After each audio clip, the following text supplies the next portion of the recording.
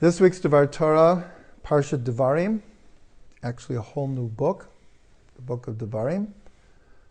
Devar Torah brought to you by Be There Israel and Or Chadash. So we know that in English we have names for the 5 books of the Torah: Genesis, Exodus, Leviticus, Numbers, and Deuteronomy. And we see that in almost all of the cases, these are not translations, because the Hebrew names are different. They're very good words for the themes of the books. So Deuteronomy comes from the word two, and it's because in Hebrew this book is sometimes called Mishnah Torah, which means the repetition of the Torah, because this whole book takes place in 37 days, and Moshe is reviewing all of Jewish history, what's going to be in the future, and many of the laws are repeated. But in Hebrew, Devarim means words. This entire parsha and book is called words. So we're going to look into that tonight. What's the significance of these words? So I already alluded to one of them, is that almost the whole book, there are no stories going on in the book of Devarim. It's all Moshe speaking to the people. And not only that, is the book of Devarim is completely different than any of the other books, because all the other books are written in the third person, whereas the book of Devarim is written in the first person. Moshe is saying this whole book, and it's written in the I. The rest of the Torah, countless times it says that God spoke to Moshe saying. Everything's in the third person. Here, it's in the first person. So we want to understand, why the change here? What's going on here? So there's an expression that this, not just this book, but other times in the Torah also, is that the Shekhinah is talking through the throat of Moshe. And even though Moshe is saying this whole book, many times it says Anochi, I. But we know that word for I is the first word of the 10 Commandments that God spoke. So here we see that it's very, very subtle. Many times it's not clear who's speaking here. Who is the I here? Is the I God? Is the I Moshe? Or is it really both? This is a perfect case, as we said, of the Shekhinah speaking through the throat of Moshe. But in a higher sense, these are Moshe's last 37 days. And he's reached a level where we could say that he fulfills what it says in Pirkei Avot, make your will his will.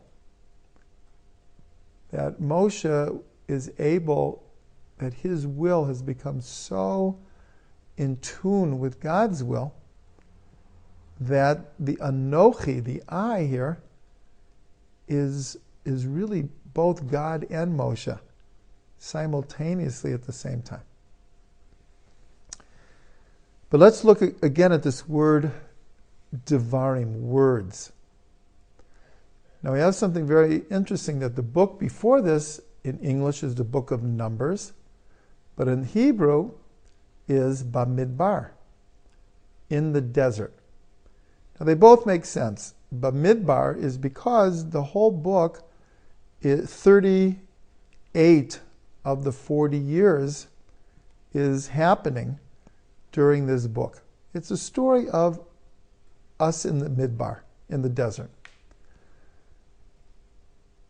But also, the English Numbers comes from the first two parshas where the Jewish people are counted and counted again, and the tribes are counted, and the encampments are counted. There's a lot of numbers. That's the English gets numbers from. If you look at the word Bamidbar in the desert, and you just switch the pronunciation, you can say middaber, which is to speak. So here we have the last two books. The last book is explicitly Devarim, but the one before is hinting to speech also. And this is what's called the secret of Chashmal. Chashmal, which today means electricity in Hebrew, an excellent word for the energy called electricity, comes from two words. Chash means silent, and mal means speaking. And this is an energy that Ezekiel the prophet perceives in his vision of what's called the vision of the chariot. He sees this energy that he calls Chashmal. The sages tell us, what did he see? It was a type of angel that sometimes they are silent and sometimes they're speaking. But it's explained in Kabbalah on a deeper level that it's not just that sometimes they're silent and sometimes they're speaking, that the ultimate essence of Chashmal is that the silence and speaking are happening at the same time. This is what Simon and Garfunkel in their famous song called The Sounds of Silence. The sounds of silence, Chashmal. So what does this have to do with this parsha? So the Midbar,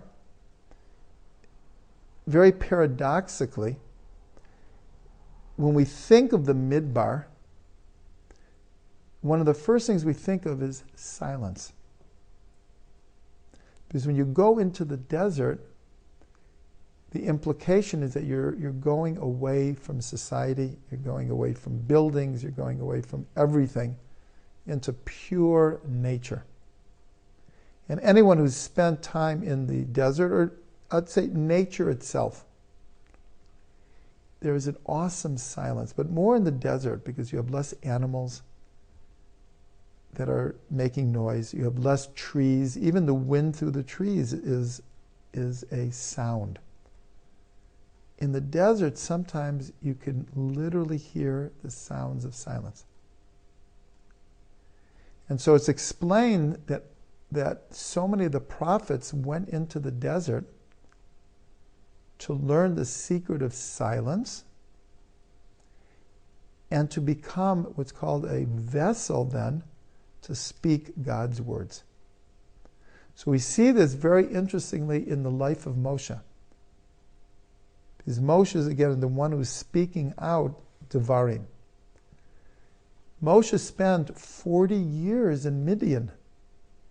When he ran away from Egypt after killing the Egyptian and saving a Jew, he spent 40 years as a shepherd in Midian until the burning bush. And God told him that he's chosen to lead the Jews out of Egypt. So Moshe had 40 years, as it were, of silence to prepare him for the next 40 years, because he was 80 years old at the burning bush and he dies at 120, when he's now speaking God's words. So there's a very, very beautiful connection between the fourth and fifth book of the Torah, Midbar, which we could read Middaber, and Devarim. So one last thing is, we mentioned the burning bush. And it's pointed out that the name Moshe backwards is Hashem. a mirror image, just like we said that Anochi, it's God's Anochi and it's Moshe's Anochi. There's a mirror image, Moshe Hashem.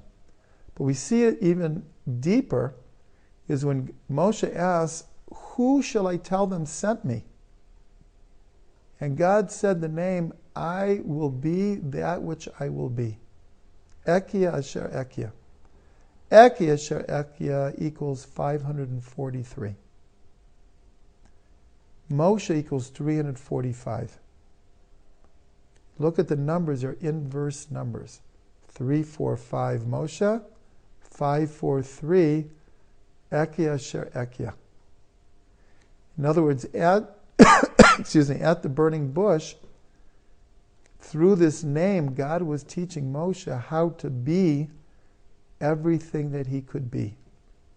And it comes to a climax in the book of Devarim, where Moshe is speaking the Torah out of his own mouth, but really it's God speaking through him.